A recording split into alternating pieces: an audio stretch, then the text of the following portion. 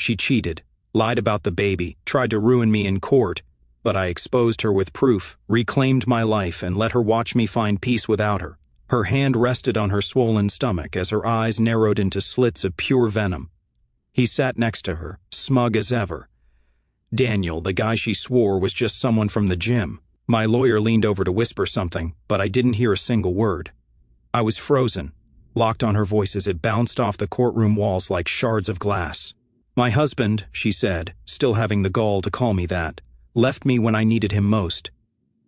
This baby is his, so yes, I deserve his money, I deserve support, I deserve everything. She turned and gave me a look so cold glaciers would have backed away.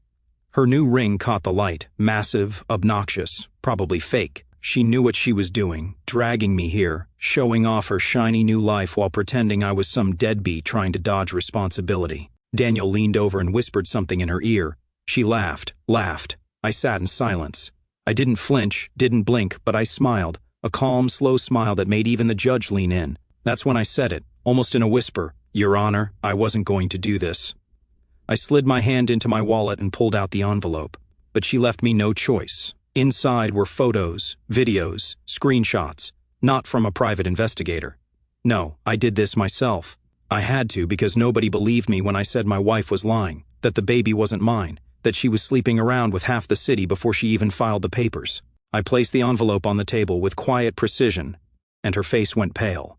Your Honor, I said, still calm, this child, it's not mine. She knows it. He knows it. And now you will too. I locked eyes with her. Emily, my wife for 6 years, the woman who once cried in my arms after her mother died, the woman who told me she'd love me forever, who said Daniel was just helping her stretch after workouts. The same woman who swore she'd never betray me, even when I started noticing the perfume that wasn't hers, the late nights, the sudden need to keep her phone locked. She looked at the envelope like it might explode. I almost hoped it would. She reached for it, but the bailiff beat her to it.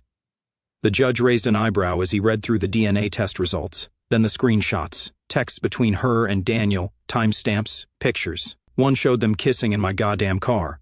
Another captured her laughing in bed next to a hotel nightstand I recognized all too well. Daniel's face turned purple. Emily leaned back and muttered, "You bastard!" But I kept smiling. My heart was hammering, sure, but my face was ice because this was the moment I'd waited for. Not revenge, not even justice, just truth. You stood in my house, I said aloud, mocking me for being too soft. You laughed behind my back, and now you think you can sit here, claim this child is mine, and steal from me again? Her voice cracked, but her tone stayed defiant. You think this changes anything? You still walked away. You're still nothing. The judge silenced her with a wave of his hand. Let me finish reading this before either of you speaks another word. She stared at me like she wanted to scream, but I just watched her. This was the woman I used to buy roses for every Friday. The woman I held when she had panic attacks. The one who convinced me to sell my motorcycle because we needed to think about a future together.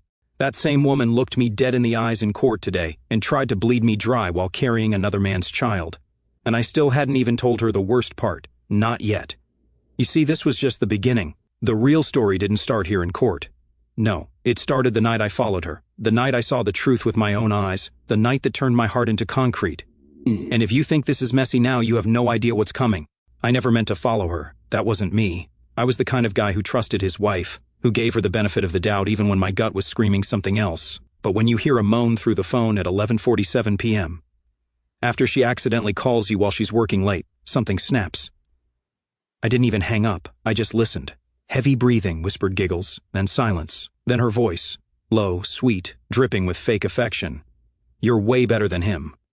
I sat in my truck, phone to my ear, parked 2 blocks from her office. I should have known when she took that job at the boutique design agency. Sleek, modern building, flexible hours, mostly male staff.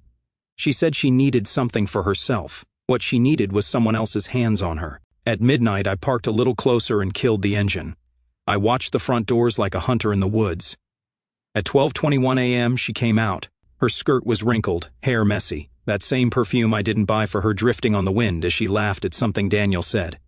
He was right behind her, shirt untucked, sleeves rolled up like a walking cliché. And then, right there in the parking lot, they kissed. Not a polite peck, not some oops, we're drunk mistake.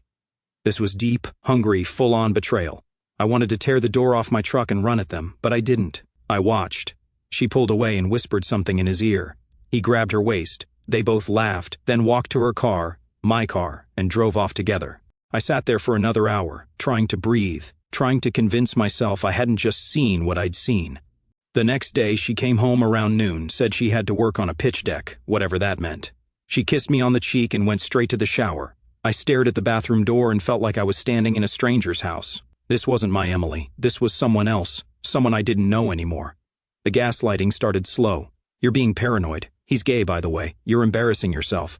I stayed late because of a client meeting. Don't be weird. But the phone never left her hand. The passwords changed. Suddenly, every fight ended with her crying, accusing me of controlling her. I started taking notes, screenshots, copies of her texts when she left her laptop open. I didn't confront her. Not yet. I waited because deep down I knew she'd slip up. And boy did she. It was a Thursday night. She said she was going to her friend Kelsey's place for wine and a catch-up night.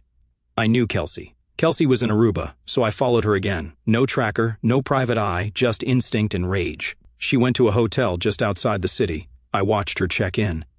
30 minutes later, Daniel strolled in like he owned the place. I rented the room across the hall. I didn't sleep. I didn't even sit. I waited by the peephole until morning when they left, laughing like they were high school sweethearts. I felt nothing. Not rage, not sorrow, just empty. That weekend, I called my lawyer. Then I took the DNA test. It wasn't about revenge, not then. It was about clarity, truth, something I hadn't had in months. And now, here we were, back in that courtroom, her belly swollen, her new husband at her side, and the truth sitting right there in an envelope she couldn't look at. She thought she had me. She thought she could stomp me into the ground and laugh while doing it. But this wasn't over, not even close, because I hadn't even shown the court the video yet. It was recorded 2 weeks before she filed for divorce. I had left a small camera on the dashboard of my old SUV, the one she borrowed every Thursday when her car was acting up. I never mentioned it, just nodded every time she thanked me for being such a good guy. And she played her role perfectly. Loving wife, tired woman working late for our future. The footage showed them in that very SUV, parked in the back of a dimly lit lot behind a 24-hour laundromat. It was grainy but clear enough to see Daniel's hand on her thigh, her head on his shoulder, the two of them giggling like horny teenagers. She straddled him right there in the seat I drove my niece to school in. She was wearing my college hoodie. When I first saw that footage, I stared at the screen for 20 straight minutes. No blinking, no breathing, just a dark pit in my chest expanding with every second. That hoodie had my name on it. She used to sleep in it when she missed me on business trips. And there she was, giving herself to another man in the same fabric that held years of my love, my scent, my memories. And now she was asking for child support, for a baby that wasn't mine, for a life she destroyed with her own hands. Back in court, the judge skimmed through the documents again, his brow creased. Emily fidgeted. Daniel stared down at his phone like maybe the screen could teleport him out of the building. The silence was heavy, thick with truth and embarrassment. My lawyer leaned in and asked, "Should we submit the video?" I shook my head. "Not yet. Let her sweat." The judge spoke. "According to the paternity results, Mr. Blake Peterson is not the biological father of the child. The communications provided, well, they speak for themselves." Emily stood up so fast the chair screeched. "He manipulated those tests. He's lying." The judge didn't flinch. The test was administered through an approved lab and verified by the court. "Sit down, Mrs. Kingsley." Mrs. Kingsley, she took his last name, that smug idiot beside her grinning like he'd just won the lottery. I'd like to see him grin when the second video drops. See, what Emily didn't know was that Daniel wasn't her only secret. There was another man, or rather, a trail of them. DMs, hotel receipts, burner accounts. I uncovered it all in the weeks after I filed. She had needs, she once told me. I didn't excite her anymore. Apparently, the only thing that did was hopping from one guy to another, keeping them in rotation like a twisted game. After court recessed, she pulled me aside, face all innocent, like we hadn't just spent 45 minutes watching her life crumble. "You didn't have to go that far," she hissed. "You're still hurting. That's why you're doing this." I stared at her for a beat too long. "Hurting," I said. "No, I did that already. Now I'm just watching you drown in the pool you built." She rolled her eyes, but her mouth twitched, the kind of twitch that said she finally realized she wasn't in control anymore. "You think this is over?" she whispered. "You think this will stop me?" "You already stopped yourself, Emily," I replied. "You just haven't hit the floor yet." She opened her mouth, but I walked away. Daniel tried to follow me out, probably to puff his chest and ask me to respect their relationship. I didn't give him the chance. I turned and said, "You should ask her about the guy from Charleston, or the one from her yoga retreat. You're not her happy ending. You're just next." He froze. I kept walking. In the parking lot, I sat in my truck and let the silence wash over me. The same truck where I first heard her lie, where I first followed her, where I first saw the truth and still tried to believe the best in her. It was strange, the peace I felt. Not joy, not victory, just release. I stared at the envelope beside me, now stained with fingerprints and courtroom tension, and I knew this wasn't the end of the story. She'd try again, and next time, she wouldn't just want my money. She'd come for my reputation, my family, my peace, and I was ready. 3 weeks passed before I heard from her again. A knock on the door at 9:47 p.m. I looked through the peephole, and there she was, Emily, standing like a storm that hadn't made landfall yet. Her hair was up, lips glossed, belly showing under a too-tight dress that screamed, "Pity me."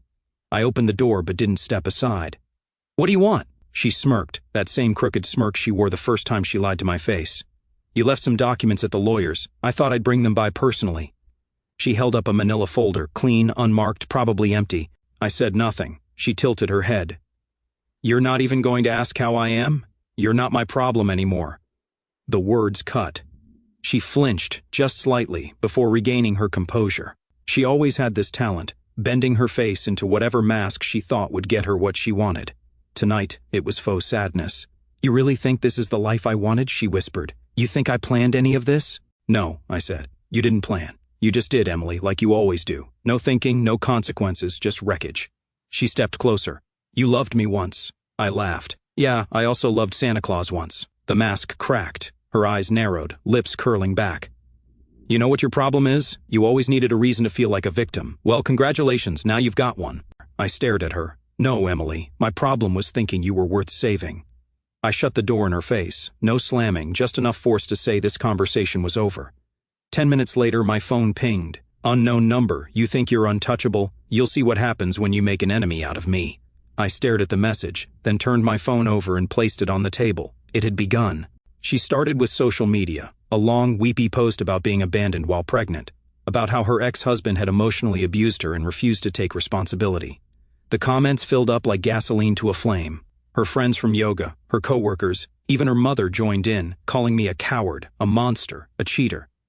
The irony was almost artistic. I stayed silent, let her perform.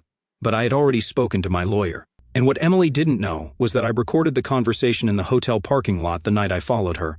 She confessed everything when she thought I wasn't listening, even laughed about how easy it was to play me. I saved that audio file in 3 different places. Let her keep digging. A week later, a letter arrived. Subpoena. She was trying to reopen the case and demand backdated emotional damages tied to her pregnancy. She still insisted the child was mine, said she had new evidence and testimonies. I didn't blink. Daniel showed up at my job. I was walking to my car when I saw him leaning against the hood, arms folded like he was in a bad action movie. His eyes were red. He looked like hell. "I need to talk," he said. I kept walking. He followed. She lied to me, too. I stopped, turned. He looked like he was unraveling. "She said the baby was mine. Now she's saying it's yours, but I saw the test. I know the truth. She's playing both of us." I nodded slowly. "Welcome to the show." He looked around, paranoid. "She's been disappearing at night, comes home smelling like cologne. Not mine, not yours either. I don't even think she knows who the real father is." I shrugged. "Not my circus. She's dangerous," he whispered. "She told her brother that you hit her. That's why they're coming after you." I stared at him. She had told her whole family I was violent, unstable, that she was scared of me. But I had text messages. I had voicemails. I had time-stamped videos. And I had patience. This wasn't a sprint. It was a slow, brutal, deliberate war. Daniel reached into his coat pocket and handed me a flash drive. "She left her laptop open last night. This has emails and more. I don't want anything to do with her anymore." I took it. No words exchanged, just understanding. She thought she had burned me down to ashes. She never realized I was already the flame. The flash drive sat on my kitchen table for an hour before I touched it. I poured a glass of whiskey, neat, turned off all the lights except the one over the counter, and stared at it like it might bite. When I finally plugged it into my laptop, it didn't just bite. It sunk its teeth into every last drop of hope I might have had left that Emily was just broken. No, she was calculated, rotten, surgical in the way she destroyed people. Inside the drive were emails between her and at least 4 different men, each with their own timeline, their own hotel receipts, their own can't stop thinking about last night exchanges. One of them was married, another was her boss, and tucked between them all was a spreadsheet, an actual spreadsheet, where she kept notes on who had money, who was the easiest to manipulate, and who she could use to leverage sympathy in court. Next to my name, under the column Asset Usefulness, she'd written, "Good job, stable income, emotional pushover, believes anything with a few tears." There it was, my entire existence in her world summed up in 9 words. I closed the laptop and leaned back. The room was dead silent, but inside me something cracked, not shattered, not exploded, just split clean down the middle. I was done grieving. This wasn't pain anymore. This was clarity. The next day, I called my lawyer and gave her the flash drive. By the afternoon, we had filed for defamation, emotional fraud, and were preparing a restraining order. I wasn't just playing defense now. I was striking back. Emily showed up again a few days later. No warning, no text, just banged on the door like a cop with a warrant. I opened it. She was crying this time. Real tears, smudged mascara, lips trembling. She held a sonogram photo like it was a weapon. "Please," she said, "I don't want to fight anymore. Can't we talk?" I didn't even glance at the photo. "Sure," I said, "let's talk." She looked stunned that I agreed. I stepped outside, shut the door behind me, and crossed my arms. She started slow. "I've been thinking about us, about everything. Maybe we rushed into the divorce. Maybe we made mistakes, both of us." I laughed, once dry. "I made a mistake, all right. I married you." Her face twisted, but she kept going.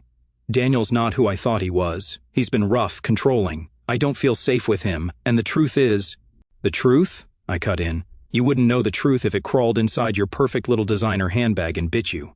She blinked. "I'm carrying your child. You're not even carrying your own dignity," she snapped then, the soft facade shattered like a mirror. "You smug piece of— You think this is over? You think your little court games scare me? I can ruin you. I will ruin you." I stepped closer, leaned in. "You already tried. And all you did was show the world what you are." She raised her hand. Whether to slap me or make a point, I don't know. But I grabbed her wrist before she could finish the motion and slowly lowered it. "Go home, Emily," I said, "before you end up burying yourself deeper than you already have." She stood there for a second, trembling, then spun on her heel and stormed off. 2 days later, the video leaked, not by me. Someone anonymous. Maybe Daniel, maybe one of her discarded assets. It was on Reddit first, then TikTok, then shared through Facebook like wildfire. The SUV footage, the audio, the spreadsheet. By the end of the week, she'd been fired. Daniel left her. Her friends ghosted her. Even her own sister messaged me to apologize. "You didn't deserve that," she said. "None of it." I didn't reply. I just kept living. And Emily? She tried to fight back, tried to sue for emotional distress, but her reputation was already in ashes, and no court wanted to touch her case with a 10-foot pole. That was the moment I realized something profound. It wasn't about revenge. It wasn't about justice. It was about freedom. The kind you earn not by destroying someone, but by letting them destroy themselves while you simply refuse to carry the wreckage anymore. The silence after the storm was deafening. For the first time in months, I could hear myself think without rage clouding every word. I started sleeping again. Not great, but real sleep. Without nightmares of courtroom stairs, betrayal, or muffled voices in dark parking lots. I even started running. Just 5 minutes at first, around the neighborhood, no music, just my shoes on the pavement and the sound of my own breath. It felt good to move forward physically when everything else had been stuck in rewind. But Emily wasn't done. One morning, around 6:15 a.m., I stepped outside to grab the paper. Yeah, I still read it the old way, and found a vandalized message sprayed across my garage in red paint. Liar. Abuser. Father of nothing. I didn't call the cops. I didn't even clean it. I left it there for a full day so the entire neighborhood could see it. Because what she didn't realize was the more she screamed, the more people started asking questions. And the more they looked, the more they found. My neighbor, Mrs. Klein, an 80-year-old woman who baked cookies for the block, walked up to me that afternoon and said, "She's not well. You need to be careful." I nodded, smiled politely. I know, I'm being careful. But inside, I was already moving pieces. My lawyer filed for a formal no-contact order. We had video evidence of harassment, text threats, and now property damage. I handed over every file, every message, every voicemail. I built a wall of truth so high even she couldn't climb over it. 3 nights later, I got a call from Daniel. I debated answering, but curiosity got the better of me. His voice was low, shaky. "She's gone. Like gone. Took off in the middle of the night, left her wedding ring on the sink and everything. No note." I waited. Then he added, "She drained my savings account." Of course she did, I said to myself, then hung up. I didn't need to say more. Let him sit with it. Let that truth marinate in his bones like it did mine when I saw that first video. A week passed, then two, and slowly, Emily vanished. No online posts, no messages, not even rumors. She became a ghost in the town she used to rule with designer heels and crocodile tears. Her Instagram, once a highlight reel of fake happiness, was wiped clean. All that remained was a blank bio and a silent profile picture. And me? I started putting the pieces back. It wasn't easy. I had to relearn how to be alone, how to trust myself after trusting a stranger wearing my wife's face for so long. But I was getting there one night. I sat on the back porch, glass in hand, and thought about it all. The betrayal, the lies, the court, the chaos. And the smile, that smile I gave her in court when I dropped the envelope. It wasn't about revenge. It was about power, taking mine back. She thought she broke me, but all she did was reveal who I'd been sleeping beside for 6 years. And now I was finally wide awake. I picked up my phone and typed a note to myself. Never let anyone convince you that love makes you weak. Real love, for yourself, makes you unstoppable. I stared at those words for a while, then hit save, and for the first time in a long, long time, I felt whole. The next chapter of my life didn't come with fireworks or grand revelations. It came quietly, like a warm breeze through a cracked window at sunrise. You don't notice it right away. You're just sitting there one day, and you realize you're not angry anymore. You're not bracing for the next blow. You're just living. But closure, that came in the most unexpected way. It was a Wednesday afternoon when I got the letter. Handwritten, no return address, just my name. My first instinct was to toss it. Then I saw the handwriting, flowing cursive, familiar. Emily. I opened it with a knife I used to keep for letters and packages. Funny how small, stupid rituals survive even the worst wars. Inside was a single sheet of paper, folded twice. No perfume, no lipstick, just ink on paper. Blake, I don't expect you to forgive me. Honestly, I hope you don't, because if you did, it would mean you're still the man I manipulated, and you're not anymore. You saw me. You saw all of me, and instead of falling apart, you made me answer for it. That's more than most men would have done. Most would have broken. I left Daniel. I left the city. I left the lies behind, or at least I'm trying to. The baby isn't his or yours. I don't even know the guy's last name. That's the truth, finally. I didn't write this to ask for anything. I don't want you to respond. I just wanted you to know that I was wrong about everything, especially you, Emily. No apology, no signature of remorse, just a weird mix of confession and closure. I read it twice, then folded it and tucked it into the back of the drawer where I keep things I never want to see again but can't quite throw away. Like my dad's broken watch or my wedding ring. Later that night, I stared out the window. Same backyard, same fence, same porch light flickering like always. But something in the air had shifted, not because of her letter, but because I didn't need it. Not really. My healing hadn't come from her regrets. It came from finally believing myself again, trusting my instincts, my decisions, my worth. I got into therapy, not because I was falling apart, but because I didn't want to carry any of this into whatever came next. I started writing again, cooking, calling people back, laughing at things without guilt, being me without trying to be the version of me someone else required. And eventually, someone new showed up. Her name was Rachel. We met at a bookstore, both reaching for the same old copy of The Great Gatsby. She smiled and let me take it. I offered her coffee. She said yes. It wasn't fireworks. It was peace. And peace after war feels better than love. Rachel asked me once if I'd ever been married. I told her yes, told her it ended badly. She didn't press, just nodded and said, "You seem like someone who learned a lot from it." I smiled. I did. Because I did. I learned that lies don't rot in silence. They multiply. I learned that betrayal doesn't just hurt, it rewires your brain. But more than anything, I learned that love, real love, starts with self-respect. It's not about grand gestures or promises made in candlelight. It's about staying when things get hard and knowing when to leave when they get cruel. Emily didn't break me. She revealed me. And what I found underneath all that pain was a man I actually respect, and that's more than I ever had with her. Months turned to a year. By then, the court cases were over, the noise had died down, and the world had moved on. No more late-night calls, no more passive-aggressive texts, no more sudden knocks on the door, just silence. Beautiful, heavy silence. One night, I took a drive with no destination, just me, the road, and a playlist I hadn't touched since everything fell apart. Somewhere between towns, I pulled over at an old overlook where Emily and I used to stop on road trips. We'd sit on the hood, drink gas station coffee, watch the stars, talk about the future like it was a movie we were writing together. But none of that future happened. And thank God for that. I stepped out, leaned against the hood of the car, different car now, different life, and stared at the stars like I did back then. Only now, I wasn't imagining anything. I was remembering. The lies, the fake smiles, the way she made me question my own sanity, the way I begged for scraps of love while she gave everything to strangers, and the way I found myself again in the wreckage she left behind. If I'm being honest, there's still a scar. Of course there is. No one walks away from betrayal untouched.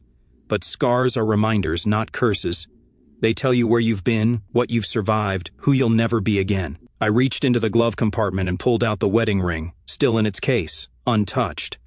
I held it for a second, then opened the door, walked to the edge of the overlook, and without saying a word, threw it into the darkness. I didn't wait for the sound of it hitting the ground. I didn't need it.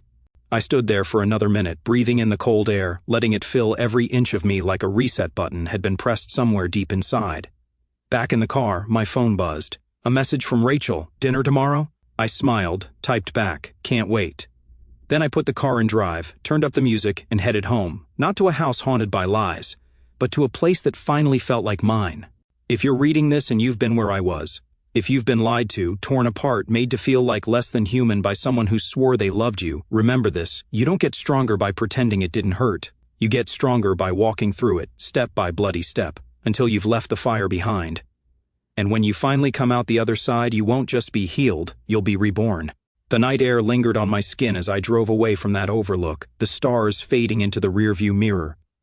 The weight of the wedding ring was gone, not just from my glove compartment, but from my soul. Emily's betrayal, her lies, the courtroom battle. They were no longer chains, they were history, a chapter closed.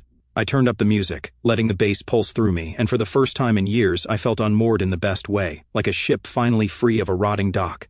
I woke the next morning to sunlight spilling through my apartment's bare windows. The place was still sparse, a couch, a coffee table, my old guitar leaning against the wall. But it was mine, every inch free of her perfume, her chaos. I brewed coffee, strong and black, and sat on the balcony, watching the city stir. My phone buzzed with a text from Rachel, looking forward to dinner. Bring your A-game. I smiled, typing back, only if you can handle it. Her reply was a winking emoji, and I laughed, the sound startling in the quiet. Laughter came easier now, not forced or bitter but real, like a muscle I'd forgotten how to use. Work was steady, a rhythm I'd grown to love. The project I'd taken on was wrapping up, and my boss offered me a permanent lead role. "You've got a knack for this," he said, clapping my shoulder. "Whatever got you here, keep it." I didn't tell him it was betrayal, not ambition, that had sharpened me. I just nodded and got back to work, the hum of the office grounding me. My coworker Tom invited me for beers after, and I went, not to drown anything but to live, talking about sports, bad movies, life without the shadow of Emily's lies. Rachel and I met for dinner that evening at a small Italian place, the kind with checkered tablecloths and candles dripping wax. She wore a green dress, her hair loose, her smile unguarded. We talked about everything: her job as a graphic designer, my rediscovered love for cooking, the way Max, my dog, snored like a freight train. I didn't mention Emily, but when Rachel asked about my past, I didn't dodge. I was married, I said. It ended badly. She lied, cheated, tried to take everything. I'm still figuring out how to trust again. She didn't flinch, just reached for my hand. "You don't have to figure it all out tonight," she said. "Just keep showing up." I squeezed her hand, and for the first time, I felt like I could. Emily's ghost faded further with each passing day.